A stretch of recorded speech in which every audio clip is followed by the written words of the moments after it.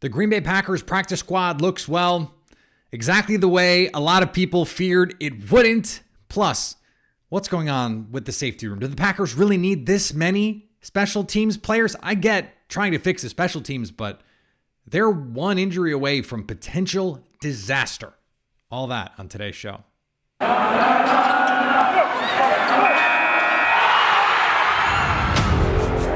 You are Locked On Packers, your daily Green Bay Packers podcast.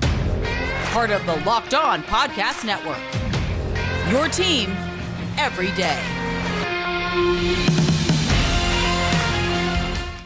You are Locked On Packers, part of the Locked On Podcast Network, your team every day. I'm Peter Bukowski, and I cover the Packers for The Leap, a newsletter I would love for you to subscribe to. Follow me on Twitter, Peter_Bukowski. Follow the podcast on Twitter at Locked On Packers. Like us on Facebook. Subscribe to the podcast, iTunes, Spotify, Google Podcasts, wherever you find podcasts. You will find Locked On Packers, the #1 Packers podcast on the internet, and the show for fans who know what happened. They want to know why and how.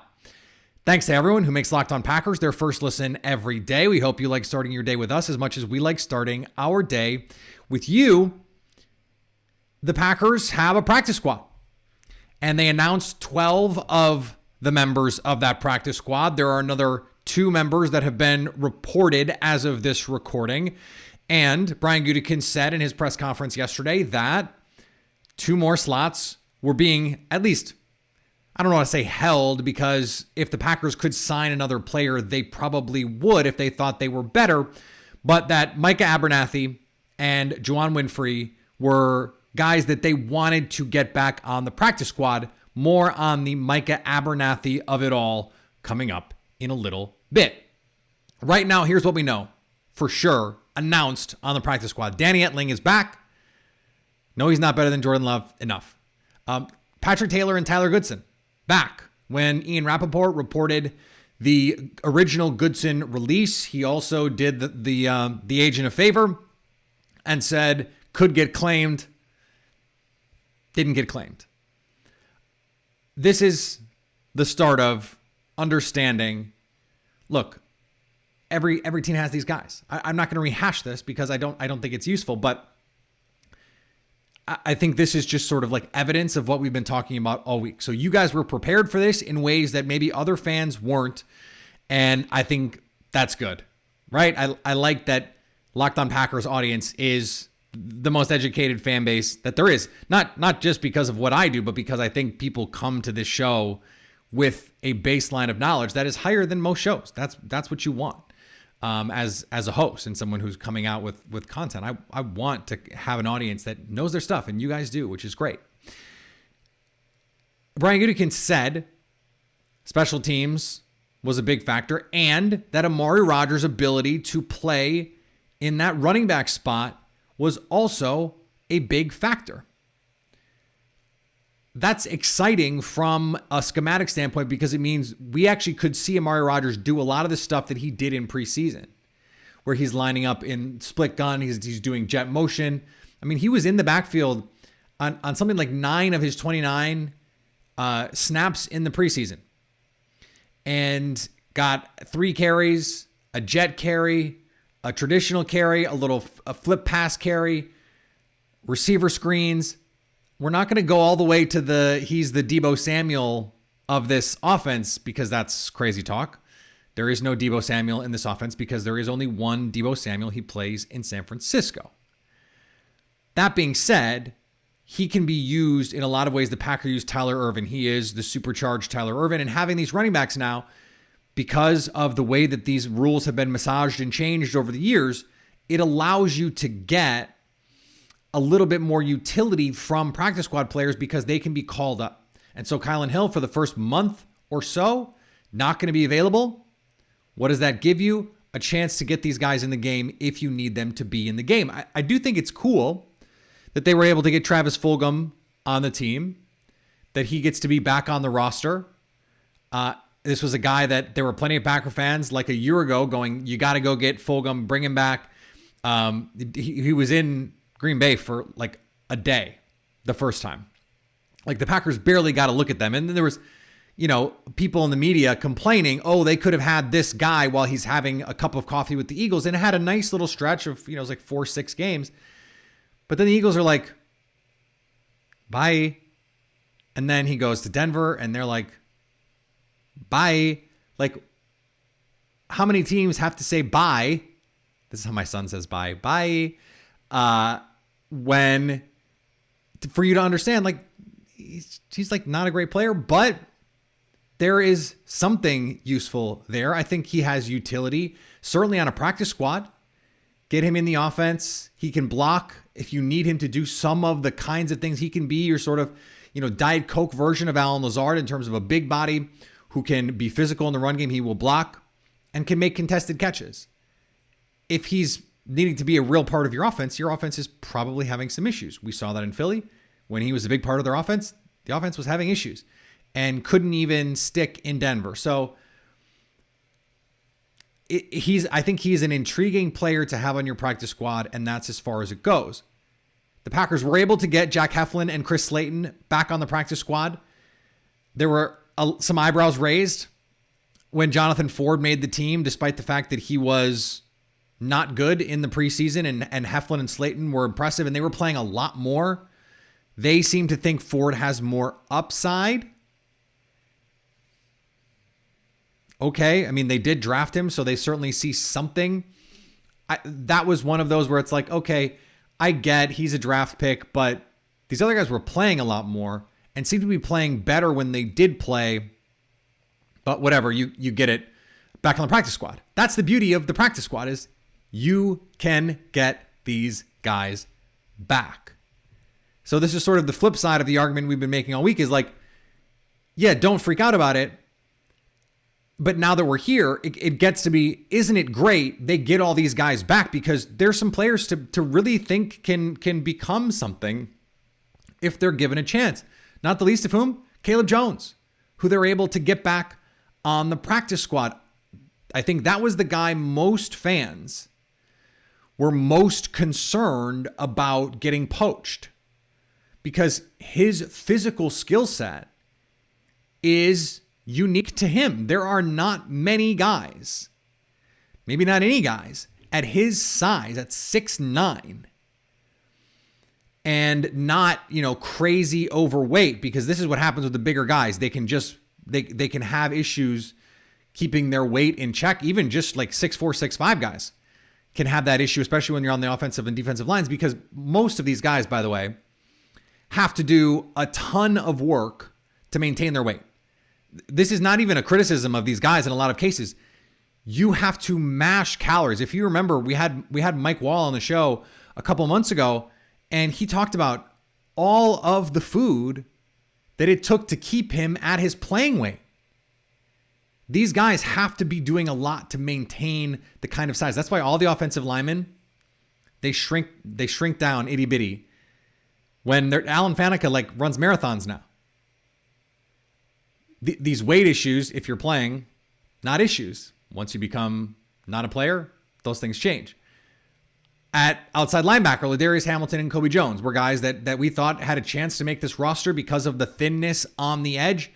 They are still thin on the edge. This is something that they need to look at, that they need to think about, that they need to find a solution to.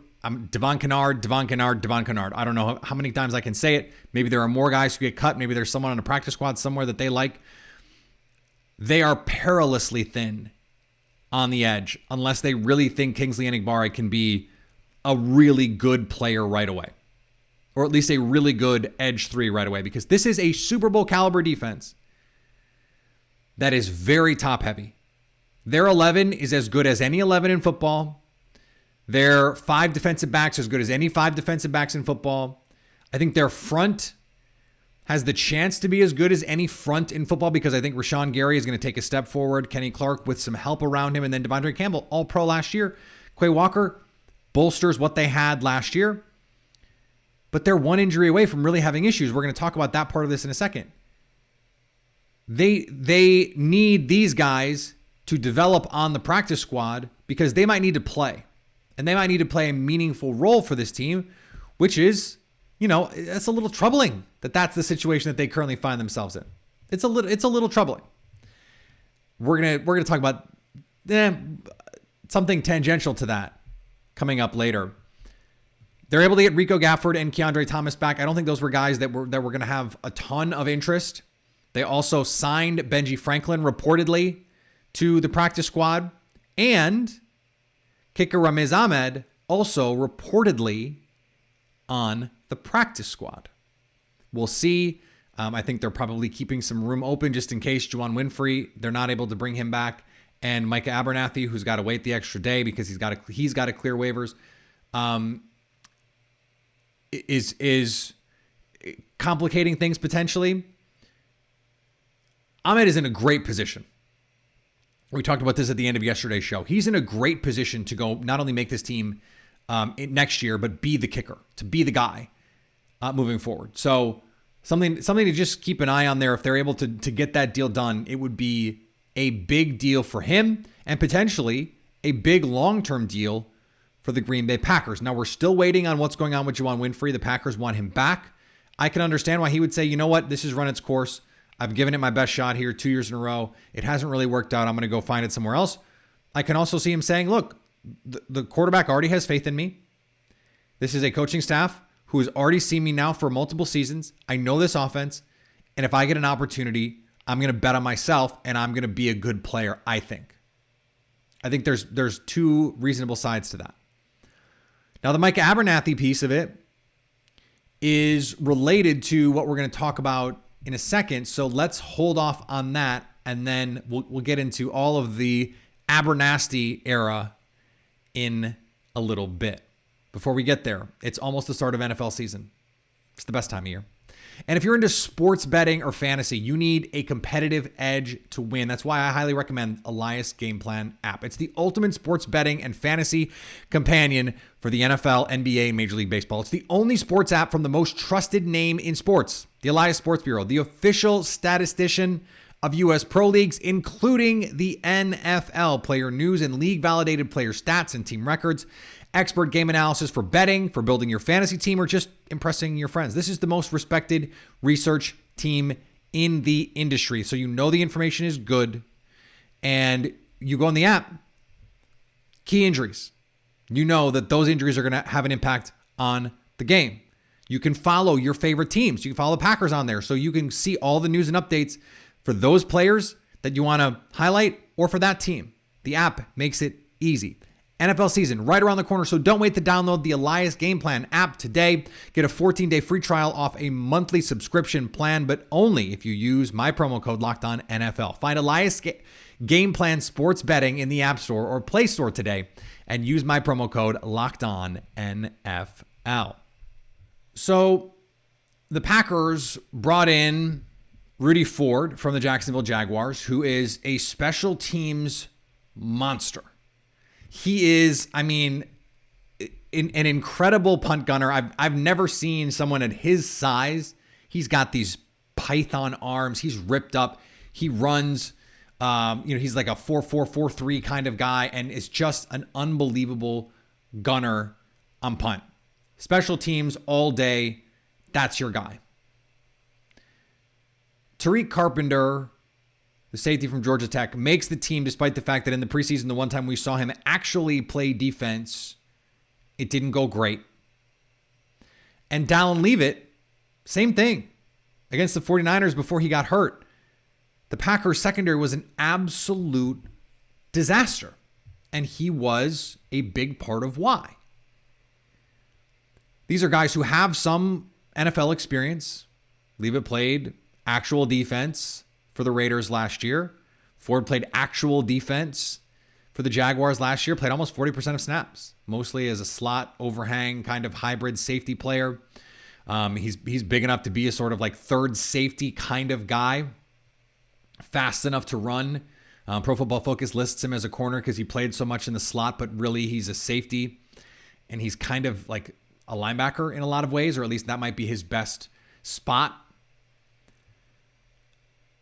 According to Ian Rappaport, he was released because he was seen as a special teams only player, and apparently he wanted a bigger role than that. They didn't want to give him a bigger role than that, so he gets cut.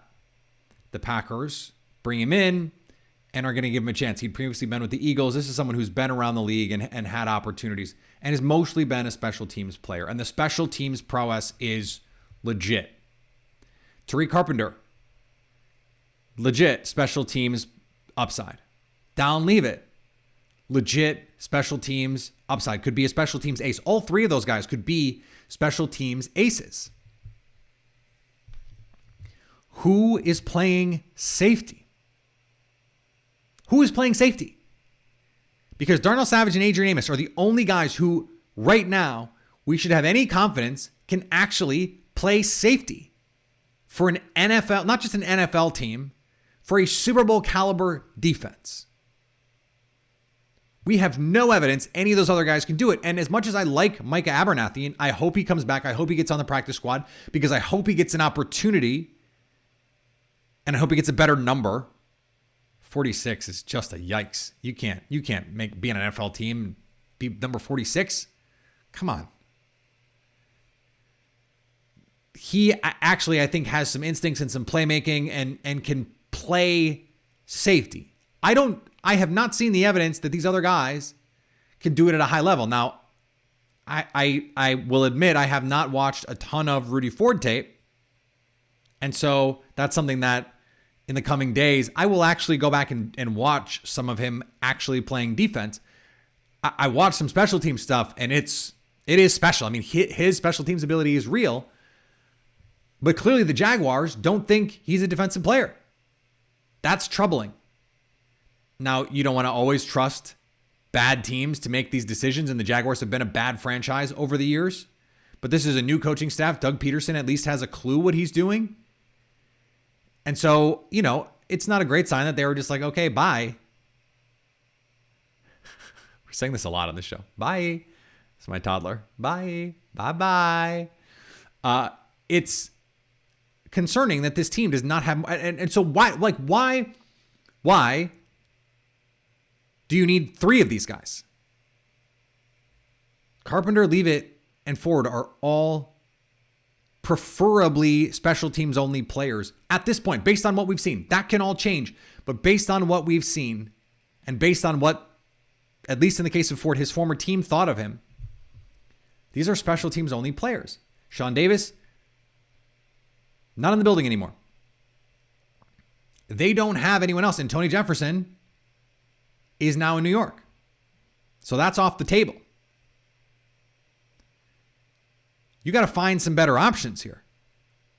And it's similar at corner.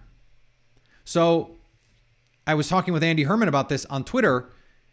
He was saying that if there's an injury at safety, his expectation is Rasul Douglas will go play safety. Okay. Who's the nickel corner? Who's playing in the slot? We have no idea if Shamar Jean-Charles can do that. Now, he had an encouraging preseason. He's had a nice camp and is a draft pick, but essentially no NFL sample size. And Keyshawn Nixon, who the Packers brought in from Vegas, the original idea was he knows Rich Bisaccia. He knows what to do on special teams. He's going to be a special teams majority player or special teams only player if possible. He's got fewer than 200 coverage reps over the last 3 seasons combined. He did not love that I said he's probably a special teams only player right now based on what we've seen. Although I added all those caveats for a reason. We haven't seen a ton of him because he's been hurt and has not been getting a lot of snaps in the preseason. So we don't actually have a good idea of who he is or what he is as a player right now. Asking him if you lose one of your starting safeties for, let's say, 3 or 4 games, and now Russell Douglas has to become a full-time safety, that's a guess. I think he can do it, but who cares? There's no proof. We have no evidence he can do it. We have some hints. We have more hints with him because he was a really good corner last year, and for all the same reasons we thought Josh Jackson could make a transition to safety, Russell Douglas was actually really good in the NFL at eyeing up the quarterback, reading and reacting, clicking and closing, coming downhill and making plays on the ball, identifying concepts in front of him and making plays. Josh Jackson never really did that. And so, okay, I'll go with you. Okay. Now you have a corner situation where you've got a totally unproven guy. They're going to get attacked. And your answer is, well, I have the safety help that I can bring over the top. Well, one of those guys is playing out of position. So they either, to make this all fit, need to add a corner so that if Rasul Douglas does go and play safety, which I think is a fine plan, by the way, they have someone that they feel comfortable with in the slot who has actual NFL experience doing that. Or you have a safety who you know can play so that Rasul Douglas can stay where he is. You need one DB to make this work, and that's fine. And it works because you have this positional flexibility, which I love about Rasul Douglas. And look, that's not to say I don't think Keyshawn Nixon or Shamar Jean-Charles can be that guy. What I'm saying is it's a gamble to assume they can be. Now, the Packers see them every day. These coaches are in the meeting rooms with them. They're on the practice fields with them. They're seeing a ton of stuff that the media is not seeing. And starting now, a lot of the teamwork is just not going to be public because it's game plan week. It's not really, but, it is. And so it's going to be different. They're going to have some secrets. That's all well and good, right? But this is a situation where the Green Bay Packers are, I think, short one guy. And they have an awesome secondary, but I think they're short one guy, and I think the same is true on the edge. And they don't have anyone else to just slide over. Like Ladarius Hamilton and Kobe Jones on the practice squad, that's nice, that's useful. Because if you need someone for Tipa Naliai or Jonathan Garvin, you can get that guy in there and feel like, okay, these guys at least know what to do, and we have some idea of what we have in this player. I think that's a reasonable position from the Packers standpoint. But evidence, proof that those guys are NFL caliber players at this point, we don't have it. Again, not to say they won't show it, not to say they can't be that. I think that's all in play for them potentially, but it's a gamble. And when you're talking about a Super Bowl team where Aaron Rodgers is potentially in his last year, let's be real about this, potentially in his last season, it would be nice to have a little more insurance than that. But that's where the Packers find themselves right now. Are you one of those people who thinks it's okay to drive stoned? What's the worst that can happen? You end up driving below the speed limit. It's no big deal, right? Wrong. The truth is your reaction times slow way down when you're high. You not only put yourself in danger, but everyone around you. Talk about a buzzkill. Stop kidding yourself. It's not okay to drive high.